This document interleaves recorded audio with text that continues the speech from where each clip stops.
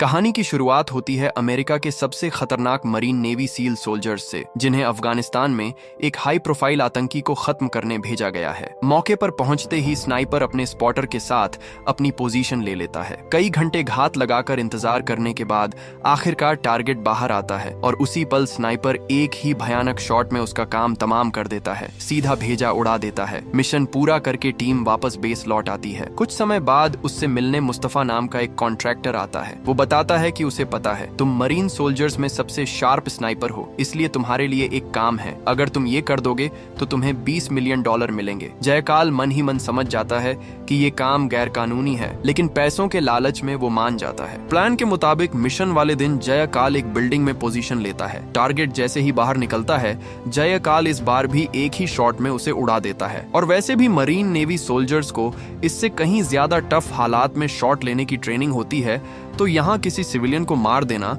उनके लिए बाएं हाथ का खेल था। मिशन पूरा होते ही उसे पैसे मिल जाते हैं। कुछ दिन बाद मरीन सोल्जर्स को फिर एक मिशन पर भेजा जाता है, जहां उन्हें अफगानिस्तान के एक आतंकी संगठन को खत्म करना होता है। उन्हें साफ आदेश मिलता है, जगह पर पहुंचते ही बिना रुके अंधाधुंध सबको ठोक देना है। टीम गाड़ियों में निकल पड़ती है। लोकेशन पर पहुंचते ही वे बिना कुछ बोले फायरिंग शुरू कर देते हैं। दूर से स्नाइपर लगातार कवर देता रहता है। थोड़ी देर में पूरा इलाका तहस नहस हो जाता है, लेकिन जब वे अंदर जाकर देखते हैं तो उनके होश उड़ जाते हैं। वहाँ कोई आतंकी नहीं बल्कि मासूम मुस्लिम नागरिक होते हैं, जिन्हें इन लोगों ने गलत फहमी में मार डाला था। ये सब देखकर जयकाल का खून अंदर ही अंदर खौल उठता है, क्योंकि उन्हें झूठी जानकारी देकर भेजा गया था और आज उनके हाथों सैकड़ों बेगुनाह मारे जा चुके थे। इसी वजह से वो मन ही मन अपनी पूरी टीम को उड़ाने का फैसला कर लेता है। पहले वो उनके साथ गाड़ी में बैठकर निकलता है। बीच रास्ते में सबको रोककर कहता है कि आगे खतरा है। उसे कुछ लैंड माइन्स दिखाई दे रही हैं। वो अपने स्पॉटर के साथ आगे बढ़ता है और कुछ देर बाद अपनी जेब से कीपैड मोबाइल निकालकर एक बटन दबा देता है। उसी पल दोनों मिलिट्री गाड़ियां एक ही झटके में उड़ जाती हैं और उसके सारे साथी वहीं शहीद हो जाते हैं। जयकाल ने ऐसा इसलिए किया क्योंकि अमेरिकन प्रेसिडेंट बिना वजह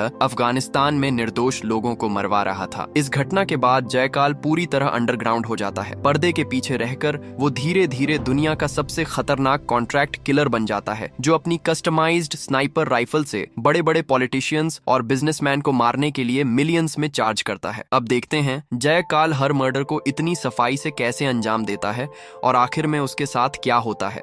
क्या MI6 उसे पकड़ लेती है या कोई और उसे खत्म कर देता है। अब सीन शिफ्ट होता है। हम एक ऑडिटोरियम देखते हैं, जहां क्रोएशिया का सबसे बड़ा बिजनेसमैन और बिलियनियर डॉक्टर चार्ल्स पूरी दुनिया के सामने अपना नया प्रोजेक्ट रिवर लॉन्च कर रहा है। उसी ऑडिटोरियम के ऊपर जयकाल मौजूद है, अपनी कस्टमाइज्ड स्नाइपर राइफल के साथ। वो पिछले 4 दिनों से घात लगाए बैठा है ताकि डॉक्टर चार्ल्स को मार सके। दरअसल रिवर कोई मामूली ऐप नहीं, बल्कि एक पावरफुल डिजिटल सिस्टम है जो दुनिया भर के छिपे हुए फाइनेंशियल डेटा, सीक्रेट डील्स और ब्लैक ट्रांजैक्शंस को एक्सपोज कर सकता है। इसलिए कई बड़ी कंपनियां बिल्कुल नहीं चाहती कि इस ऐप की वजह से वे एक्सपोज हों। इसी कारण वे डॉक्टर चार्ल्स को मरवाने के लिए जयकाल को हायर करती हैं। लेकिन चार्ल्स को मारना आसान नहीं, क्योंकि उसके आगे एक हाईली बुलेट प्रूफ शील्ड लगी होती है। जयकाल सही मौके का इंतजार कर रहा होता है कि किसी तरह चार्ल्स शील्ड से बाहर आए। तभी कुछ ऐसा होता है जिसे देखकर खुद जयकाल भी चौंक जाता है। उसके गोली चलाने से पहले ही कोई दूसरा शूटर आकर चार्ल्स पर फायरिंग शुरू कर देता है। मतलब जयकाल के अलावा भी कोई और पहले से घात लगाकर बैठा था, लेकिन उस शूटर को फायदा नहीं मिलता, क्योंकि शील्ड की वजह से चार्ल्स बच जाता है। सिक्योरिटी तुरंत शूटर को पहचान लेती है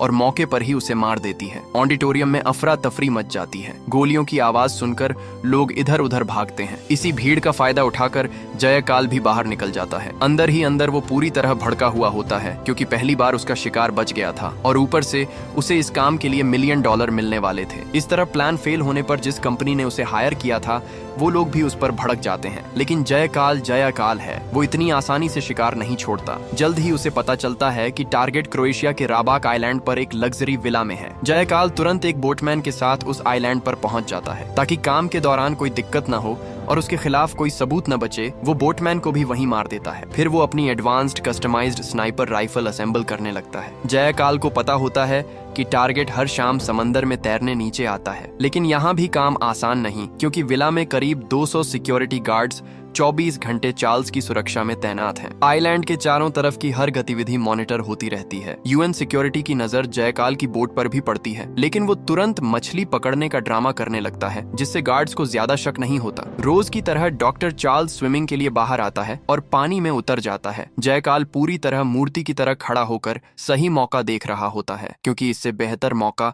शायद फिर न मिले। लेकिन बोट कई घंटों से वहीं खड़ी होने की वजह से सिक्योरिटी को शक होने लगता है। पेट्रोलिंग के लिए एक गार्ड भेजा जाता है और जयकाल उसे वहीं मार देता है। पानी में स्नाइपिंग मजेदार लग सकती है, लेकिन असल में ये सबसे मुश्किल काम है। समुद्र में बोट लगातार हिलती रहती है और स्नाइपर को स्टिल रखना बहुत मुश्किल होता है। मिसफायर का भी बड़ा चांस रहता है। फिर भी जयकाल इतना शांत और शार्प है कि हालात जैसे भी हों, वो टारगेट मिस नहीं करता। कुछ ही देर में सिक्योरिटी को पता चल जाता है कि सामने बोट में स्नाइपर है, लेकिन अब क्या फायदा? पानी में चाहे जितनी सिक्योरिटी लगा लो, स्नाइपर से बचना आसान नहीं। पानी में मौजूद सिक्योरिटी हर कोशिश करती है कि चार्ल्स पानी के अंदर ही रहे, क्योंकि बाहर निकला तो स्नाइपर उसका भेजा उड़ा देगा। मगर कोई कितना देर सांस रोकेगा? जैसे ही वे बाहर आते हैं, जयकाल एक एक करके उन्हें मार देता है और आखिर में अपना मेन टारगेट डॉक्टर चार्ल्स को भी खत्म कर देता है। फिर जयकाल तुरंत बोट लेकर वहां से निकल जाता है। इतना भयानक काम करने के बाद जयकाल स्पेन के कैडिडेज में मौजूद अपने प्राइवेट आइलैंड पर लौट आता है। यहाँ उसकी फैमिली है, एक पत्नी नूरिया और एक छोटा बच्चा। नूरिया को बिल्कुल नहीं पता होता कि उसका पति एक खौफनाक कॉन्ट्रैक्ट किलर है। उसे लगता है कि जयकाल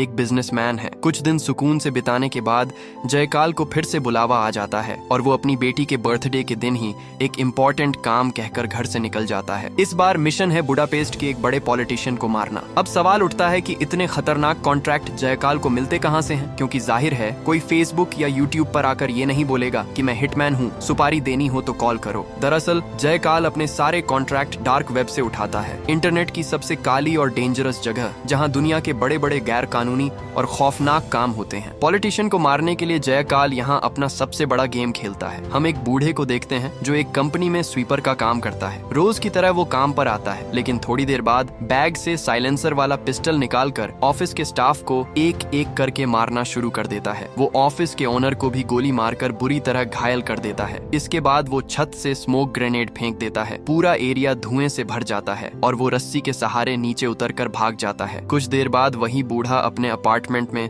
अपने चेहरे का पूरा हुलिया उतारता है। वो बूढ़ा कोई और नहीं बल्कि जयकाल होता है। अब सवाल ये कि उसने भेष बदल कर बिना वजह ऑफिस में इतने लोगों को क्यों मारा, इसका जवाब भी आगे मिल जाता है। अब हम उसी पॉलिटिशियन को देखते हैं जिसे मारने का कॉन्ट्रैक्ट जयकाल ने लिया है। वो अपने बेटे से अस्पताल में मिलने जा रहा होता है। उसका बेटा वही ऑफिस ऑनर है जिसे पिछली रात जयकाल ने घायल किया था, यानी रात वाला हमला प्लान का हिस्सा था, ताकि बेटे को घायल करके अस्पताल लाया जाए और उसी बहाने पॉलिटिशियन को भी यहाँ बुलाया जा सके। अस्पताल से करीब 3 किलोमीटर दूर एक बिल्डिंग में जयकाल मौजूद है। वो एक नॉर्मल दिखने वाले सूटकेस के पार्ट्स को असेंबल करके उसे एक डेंजरस स्नाइपर राइफल में बदल देता है। फिर वो 2-3 ब्लैंक शॉट मारकर प्रैक्टिस करता है। दूसरी तरफ पॉलिटिशियन अस्पताल पहुंच जाता है। गाड़ी से बाहर निकालने से पहले सिक्योरिटी चारों तरफ चेक करती है कि कोई शूटर या हिटमैन तो नहीं। सब क्लियर होने के बाद जैसे ही उसे बाहर लाया जाता है, उसी पल स्नाइपर का डेडली शॉट निकल चुका होता है। गोली सीधा उसके माथे के बीचों बीच लगती है और वो वहीं ढेर हो जाता है। सिक्योरिटी तुरंत शूटर की लोकेशन ढूंढने लगती है, लेकिन जयकाल अपनी राइफल को फिर से सूटकेस बनाकर आराम से निकल जाता है। आधे घंटे बाद पुलिस उस कमरे तक पहुंचती है जहां से शॉट लिया गया था। अंदर घुसते ही जोरदार ब्लास्ट होता है और वहां मौजूद पुलिस एक ही झटके में ढेर हो जाती है। जयकाल पहले ही वहां टाइम बम सेट कर गया था। मिशन तो जयकाल ने सेफली पूरा कर लिया, लेकिन इस बार उसने हद पार कर दी थी। एक बड़े पॉलिटिशियन के साथ साथ कई पुलिस ऑफिसर्स भी मारे गए। अब मामला सिर्फ मर्डर केस नहीं बल्कि इंटरनेशनल लेवल का थ्रेट बन चुका था। इसलिए इस शूटर को पकड़ने के लिए ब्रिटेन की सबसे डेंजरस इंटेलिजेंस एजेंसी MI6 को एक्टिवेट कर दिया जाता है। हम MI6 की टॉप एजेंट बायोनिका को देखते हैं, जिसे खास तौर पर जयकाल का केस हैंडल करने और उस तक पहुंचने की जिम्मेदारी दी जाती है। कुछ दिनों की रिसर्च के बाद वो अपने सीनियर्स को बताती है कि शूटर ने कम से कम 3000 मीटर की दूरी से टारगेट को माथे के बीचों बीच मारा है। ये कोई आम शूटर नहीं हो सकता। उसका स्नाइपर भी हाईली मॉडिफाइड था, क्योंकि नॉर्मल स्नाइपर का रेंज इतना नहीं होता। बायोनिका कहती है उसकी नजर में एक ऐसा आदमी है जो पिछले 15 सालों से ऐसा डेडली स्नाइपर बनाने की कोशिश कर रहा है। अगर उसे पकड़ लिया जाए तो किलर तक भी पहुंचा जा सकता है। ग्रीन सिग्नल मिलते ही बायोनिका अपना काम शुरू कर देती है। इधर जयकाल एक साइबर कैफे में डार्क वेब के जरिए क्लाइंट से बाकी पेमेंट मांग रहा होता है, लेकिन क्लाइंट जवाब नहीं देता, उल्टा गालियां देकर उसे ब्लॉक कर देता है। दरअसल $2 मिलियन की डील थी, लेकिन जयाकाल के अकाउंट में अभी तक सिर्फ 1 मिलियन ट्रांसफर हुए थे। अभी भी 1 मिलियन बाकी था। बिना पूरी पेमेंट दिए ब्लॉक हो जाने पर जयकाल का दिमाग पूरी तरह खराब हो जाता है। वो तय कर लेता है कि सबसे पहले अब वो इसी क्लाइंट को मारेगा। वो बाकी सब काम छोड़कर डार्क वेब में उस आदमी का पता ढूंढने लग जाता है। कई दिनों तक खोजने के बाद उसे क्लाइंट का पता चल जाता है। वो क्लाइंट कोई और नहीं बल्कि उसी पॉलिटिशियन का बेटा इलियास होता है। ये सच जानकर जयकाल के होश उड़ जाते हैं। बेटे ने अपने ही बाप को मरवाने के लिए सुपारी दी थी और काम निकलने के बाद जयकाल की बाकी पेमेंट भी दबा ली। अब जयकाल इलियास को मारने निकल पड़ता है। सबसे पहले पार्किंग में जाकर उसके ड्राइवर को मार देता है और खुद ड्राइवर बनकर इलियास को पिकअप करने पहुंचता है। इलियास को बैठाकर वो गाड़ी चलाता है। कुछ दूर जाकर वो मौके पर ही बगल में मौजूद सिक्योरिटी को मार देता है। बाकी गार्ड्स को चकमा देता हुआ इलियास को लेकर भाग निकलता है। एक खतरनाक पीछा होने के बाद वो एक सेफ स्पॉट पर गाड़ी रोक देता है और इलियास से कहता है, तूने अपने बाप को मरवाया, ठीक है, लेकिन मेरा क्या बिगाड़ा था कि तूने मेरी बाकी पेमेंट नहीं दी। इलियास जवाब देता है, मैंने तुम्हें मेरे बाप को मारने के पैसे दिए थे, मुझे मारने के नहीं। मेरे बाप को ठोकने से एक दिन पहले तूने मुझे ठोक कर हॉस्पिटल भेजा था, इसलिए मैं तुझे एक फूटी कौड़ी नहीं दूंगा। जो उखाड़ना है उखाड़ ले। जयाकाल का दिमाग पहले ही खराब था और ये सुनकर और भी बिगड़ जाता है। वो वहीं इलियास का चैप्टर क्लोज कर देता है, फिर गाड़ी ब्लास्ट करके भाग जाता है। दूसरी तरफ बायोनिका अपनी टीम के साथ नॉर्मन नाम के उस आदमी को पकड़ने निकलती है जिसने जयकाल के लिए डेडली कस्टमाइज्ड स्नाइपर राइफल बनाई थी। उनके मुताबिक नॉर्मन समारोहन नाम के एक छोटे गांव में छिपा है। लोकेशन पर पहुंचते ही MI6 एजेंट्स उसके घर रेड मारते हैं। अचानक हमला देखकर नॉर्मन भागने लगता है। गोलीबारी में उसके हाथ में बुलेट लगती है। वो अपना सूटकेस वहीं छोड़कर गाड़ी से फरार हो जाता है। बायोनिका सूटकेस उठाकर ऑफिस ले जाती है। नॉर्मन किसी तरह बचकर अपने नए ठिकाने पर पहुंच जाता है। CCTV मॉनिटर से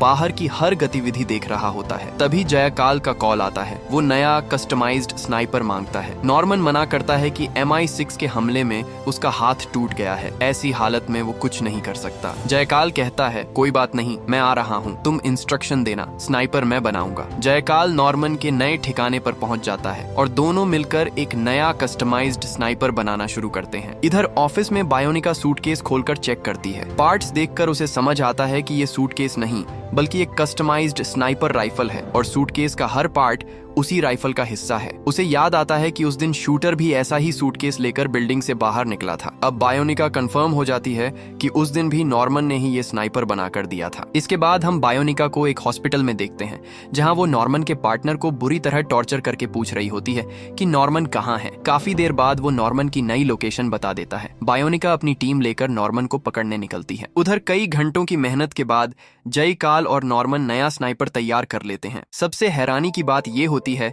कि राइफल मेटल की नहीं, प्लास्टिक की बनी होती है। नॉर्मन जयकाल से कहता है कि कुछ प्रैक्टिस शॉट्स ले लो क्योंकि प्लास्टिक की वजह से मिसफायर के चांस ज्यादा हैं। जयकाल जंगल में प्रैक्टिस करने चला जाता है। करीब आधे घंटे बाद वो देखता है कि एक ब्लैक SUV तेजी से नॉर्मन के घर की तरफ बढ़ रही है। उस SUV में बायोनिका और उसकी टीम होती है। जयकाल तुरंत नॉर्मन को अलर्ट करता है कि भागो। नॉर्मन घबरा जाता है। वो जल्दी जल्दी कंप्यूटर से सारी कॉन्फिडेंशियल फाइल्स डिलीट करता है और भागने की कोशिश करता है, लेकिन तब तक MI6 टीम घर को चारों तरफ से घेर चुकी होती है। बायोनिका नॉर्मन पर हमला करती है। नॉर्मन अकेले मुकाबला करने की कोशिश करता है, लेकिन टूटा हाथ होने की वजह से ज्यादा देर नहीं रोक पाता और पकड़ा जाता है। बायोनिका पूछती है, जयकाल कहाँ है? नॉर्मन कहता है, जयकाल कौन? मैं उसे नहीं जानता, तुम गलत आदमी पकड़ रहे हो। लेकिन बायोनिका उसकी बात नहीं मानती, धमकी देती है। तभी अचानक कहीं से स्नाइपर बुलेट आती है और एक एजेंट का भेजा उड़ा देती है। बायोनिका समझ जाती है कि जयकाल आस पास ही है। वो बाहर मौजूद टीम को अलर्ट करती है। जयकाल तुरंत अपनी बैलगाड़ी लेकर भागता है। बायोनिका गाड़ी से उसका पीछा करती है। लंबी रेस के बाद जयकाल जंगल में घुस जाता है। बायोनिका जंगल में गोलियां बरसाने लगती है। जयकाल मौके पर ही पास की नदी में कूद जाता है और गायब हो जाता है। बायोनिका अंदर ही अंदर खुद को कोसती है क्योंकि वो लगभग उसे पकड़ चुकी थी। 4-5 घंटे नाले के अंदर तैरने के बाद जयकाल बाहर निकलता है। आगे उसे एक घर दिखता है। बारिश की वजह से सिर बचाने के लिए